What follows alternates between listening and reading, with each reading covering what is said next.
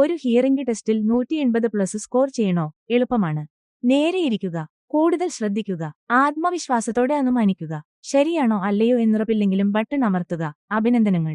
നിങ്ങൾ നിങ്ങളെത്തന്നെ ചതിച്ചു. കാരണം ഹിയറിംഗ് ടെസ്റ്റുകൾ പരീക്ഷകളല്ല. മികച്ച സ്കോർ നേടാനുള്ളതുമല്ല.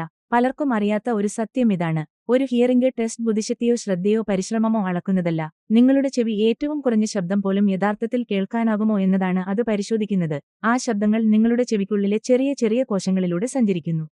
അവയിൽ ചിലത് ദുർബലമാകുമ്പോൾ ശബ്ദത്തിന്റെ വ്യക്തത കുറയുന്നു. അത് അനുമാനം കൊണ്ടൊന്നും ശരിയാക്കാൻ കഴിയില്ല.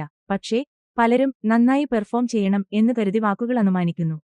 വൈകി പ്രതികരിക്കുന്നു. തെറ്റായ ഉത്തരങ്ങൾ നൽകുന്നു. പിന്നെ എല്ലാം ശരിയാണെന്ന വിശ്വാസത്തോടെ അവർ പുറത്തേക്ക് നടക്കുന്നു. ഇവിടെ 180 എന്നൊന്നുമില്ല.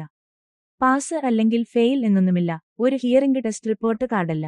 അതൊരു മാപ്പാണ്. ശബ്ദത്തിന്റെ വ്യക്തത എവിടെയാണ് കുറയുന്നത് എന്ന് അത് കാണിച്ചു തരുന്നു. അങ്ങനെ വൈകാതെ ശരിയായ പരിഹാരം തിരഞ്ഞെടുക്കാൻ സാധിക്കുന്നു. അതുകൊണ്ടാണ് ഹിയേഴ്സ് ആപ്പിൽ ഹിയറിംഗ് ടെസ്റ്റുകൾ എളുപ്പവും സൗകര്യപ്രദവുമായി രൂപകൽപ്പന ചെയ്തിരിക്കുന്നത്. ഓഡിയോളജിസ്റ്റുകൾ നിങ്ങളുടെ സംശയങ്ങളും ആശങ്കകളും സഹായത്തോടെ മനസ്സിലാക്കുന്നു. അതിനാൽ നിങ്ങൾക്ക് കിട്ടുന്നത് കൺഫ്യൂഷനല്ല, വ്യക്തതയാണ്. ഉയർന്ന സ്കോർ ലക്ഷ്യമിടരുത്.